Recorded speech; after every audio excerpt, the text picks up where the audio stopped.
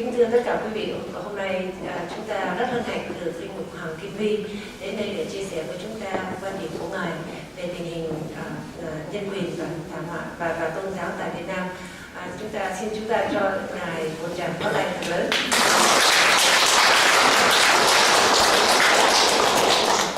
Thank you, Vic, for the introduction. First of all, I'd like to acknowledge the traditional custodians and owners of this land upon which we gather and upon which this great house is built, and pay respect to their elders, past and present. I'd like to, in a special way, acknowledge Luke Donovan and Bernie Finn, members of Parliament, to be here to listen to us. We really appreciate it. And wherever I've been to all these sort of gatherings, that we see you there. So you're very close to our hearts and our fight for freedom and democracy for Vietnam, and we really need you.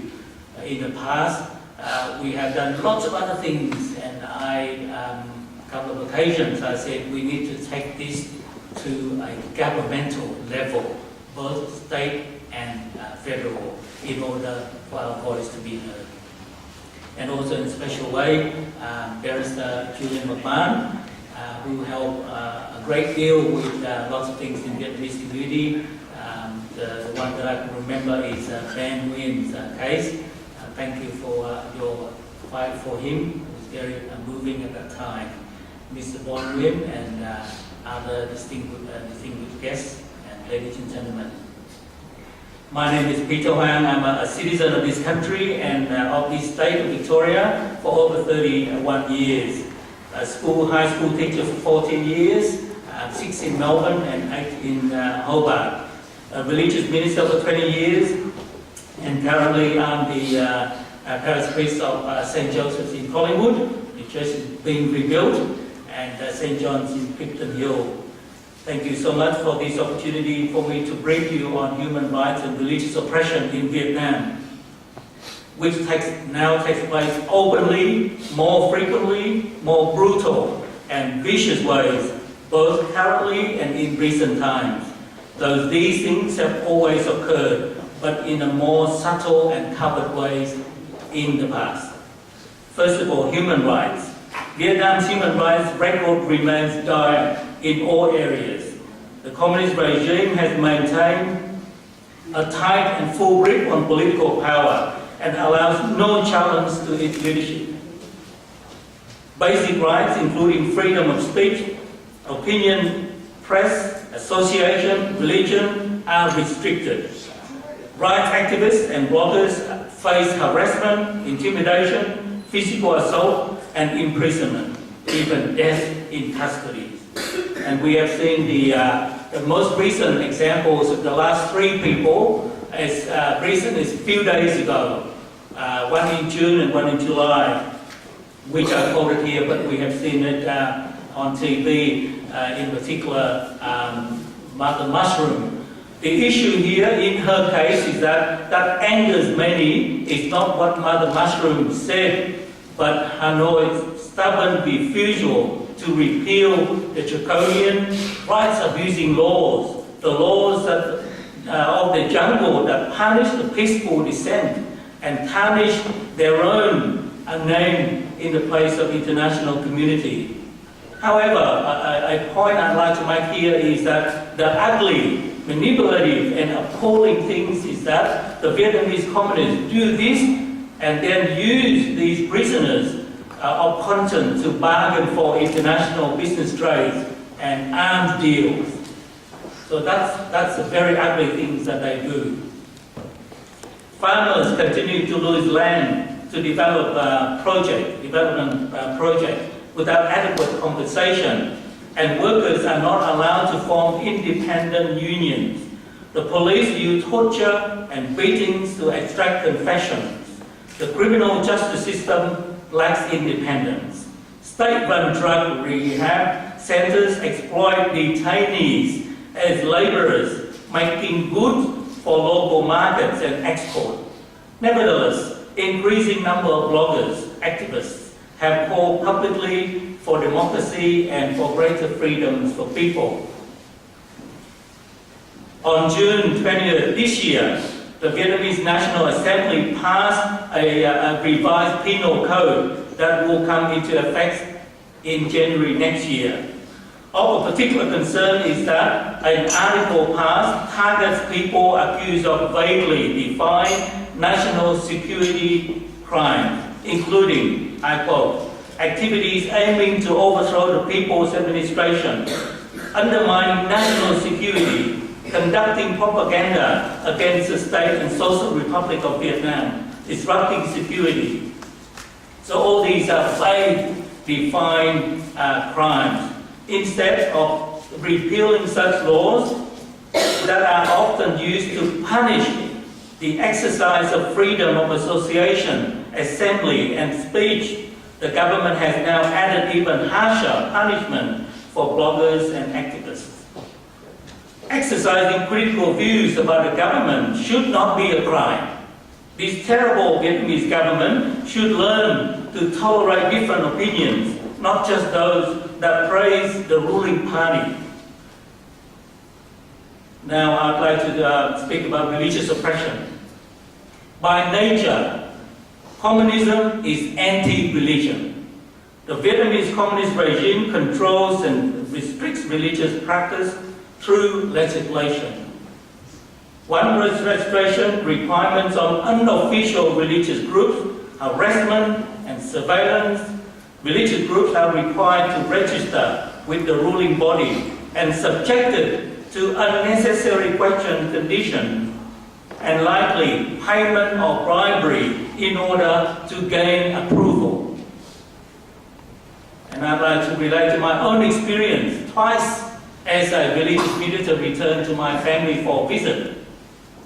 And during my first Mass there in the local church, during Mass, the Mass was disrupted by the police, and the parish priest had to leave the church to answer their question during Mass, and then he came back and told me, keep going and we'll deal with it after. After Mass, I was told, or at the end of Mass, this is 1997.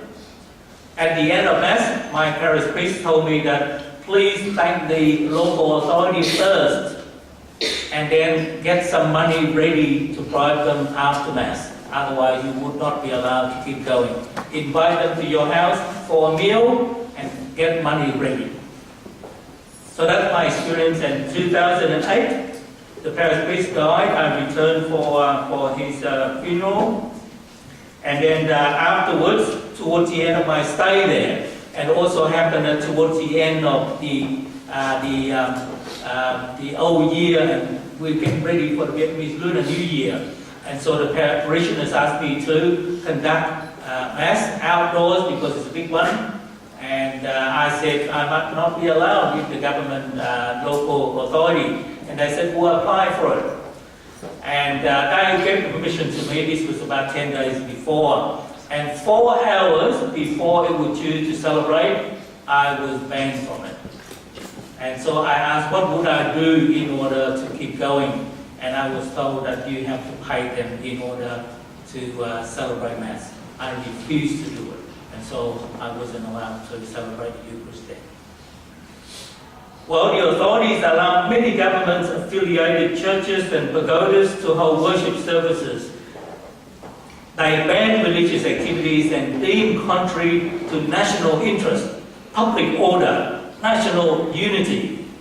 Authorities frequently interfere with religious activities of so-called unapproved branches of Cao Đà Church and Hoa Hảo Buddhist Church, independent Protestant churches, Catholic house churches in the Central Highlands and elsewhere. And so they monitor, they oppress these smaller churches all the time. In January 2015, the United Nations Special Report identifies serious problems in Vietnam's approach to religion. Notably, I quote, legal provisions that tend to give broad leeway to regulate, limit, restrict, or forbid the exercise of freedom of religion or belief, unquote. In November 2015, the Ministry of Interior submitted a new draft called Law on Belief and Religion to the National Assembly. This new draft maintains mechanisms allowing authorities to persecute religious groups they dislike. For example, a clause in the article says, the abuse of freedom of religion and belief to sow division among the national great unity, harms state defense, national security, public order, and social morale. I'm pretty sure that in reality it proves otherwise. National great unity, national security, social morale are vague terms and have been arguably used by the authorities to punish hundreds of peaceful bloggers and activists. And we have seen Father Cuộc and Father Nam on the screen before, and Father Lee as well, 22 years altogether in prison. And so it's a very, very bad situation over there and getting worse now. So as I just reiterate a little bit more on Father Cuộc and Father Nam, last year after the environmental disaster that destroyed totally the marine life along kilometers of coastline as a result of toxic waste discharged by Formosa, a foreign-owned steel plant. You see the sign there before. People say, we love fish, not steel. The fishing industry is decimated, and many victims and environment advocacy groups peacefully protest against the company and call on the government to investigate and hold the company accountable for the cause of this catastrophe. Two Catholic priests, Father Đàm Nam and Father Nguyễn Đình Thục, helped organize these peaceful protests, were automatically branded as rebels against the government, creating civil unrest, bringing disunity and insecurity to the nation. They were then grounded and confined in a small location where they were strictly monitored and threatened to kill if they leave that location. The draft law requires religious groups to have been granted a registration for religious activities by authorities and have carried out stable religious activities for 10 years. That's a condition before it can apply to be recognized by the state. That's Article 18. And responding to this new law, the Vietnamese Catholic Bishop Conference says this new law is backwards in advancing the desire to have a good relationship between church and state.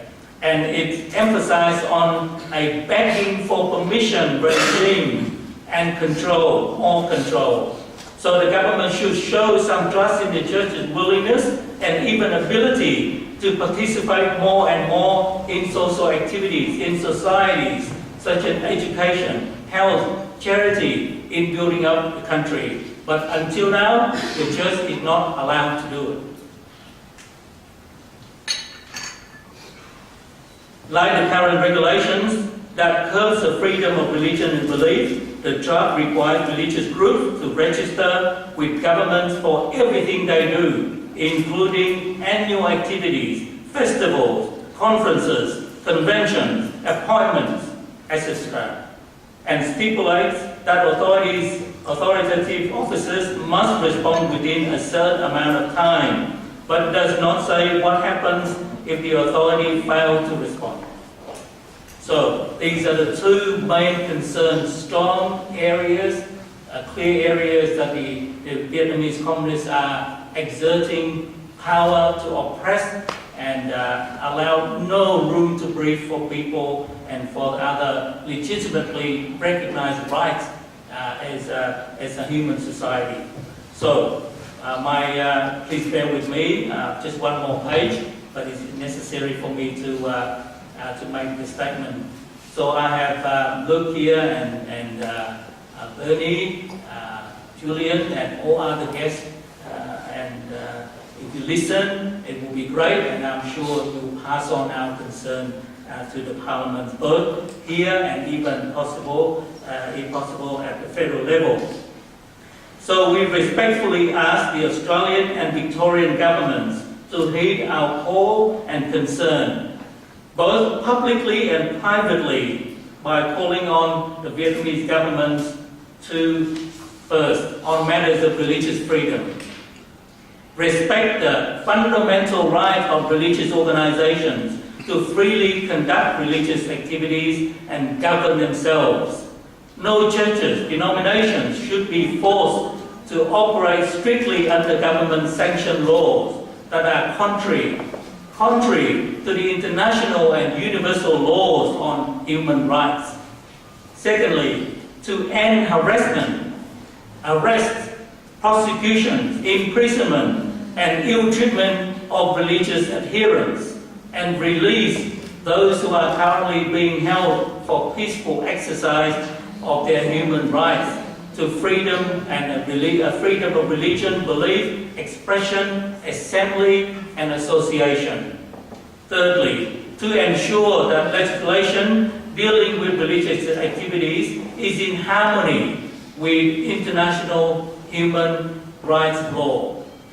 Fourthly, permit observers from recognized international non-political organizations to gain unhindered and unaccompanied access to speak to individuals as well as groups and organizations on issues of religious affairs without any fear of retribution or retaliation whatsoever against anyone who speaks to or otherwise communicates with such outside observers. You know, I happened to watch ABC only a few days ago. Zoe Daniel, she actually went there and spoke. Does anyone see that one? Yeah, and she had to do everything undercover.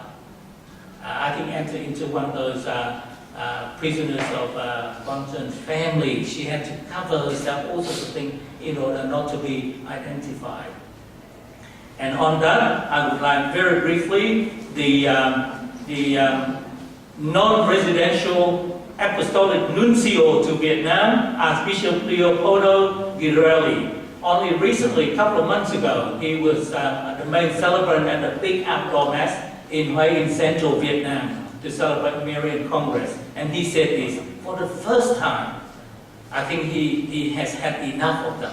He said this, I called on the Vietnamese government to respect religious freedom in Vietnam, openly in front of thousands of people. And obviously there were some authorities there. And he said this, many people in the world would like to have a Vietnam as a country that gives more respect to religious freedom, and that respect to be upheld more completely. That the Catholic Church in Vietnam must be accepted as a source of benefits rather than a problem or an adversary in the community. So he said that openly. And he also said, give back to Caesar what belongs to Caesar.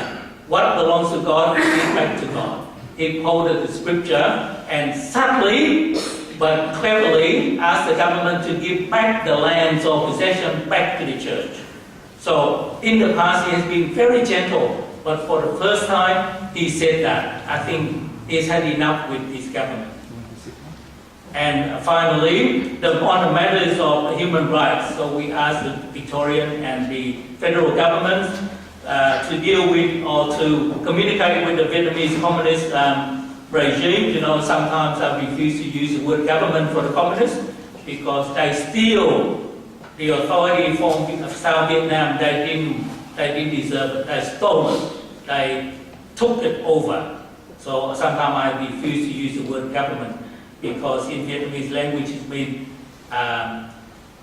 legitimately running the government. So ask our two levels of government to communicate with that authority to release all those in prison or detained for exercise their right to free expression, assembly, movement, or even political association, and cease arresting, detaining others for such actions.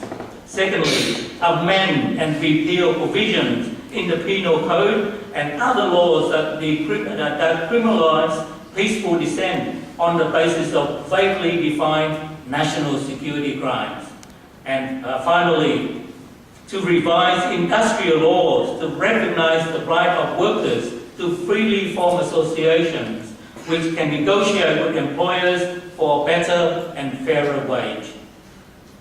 My conclusion, the Vietnamese government or regime can do a lot of good and better things by and for the people. I hope this message gets to them one day. Can do a lot of good by and for the people. But unfortunately, people are controlled strictly and oppressed by the ruling Communist Party, which exerts uncompromising power and total control in all areas of leadership in the country and even in the lives of people. So, ladies and gentlemen, if you have heard and known about all these things I have said, today you hear a better truth. On the other hand, if you haven't, then today you have been informed. And please use this knowledge to deal with the communist Vietnam with wisdom, with strength, and remember, I'd like to use the words of the former Vietnamese president in the South. He said, "Do not believe in what they say, but monitor and watch carefully what they do." Thank you for listening.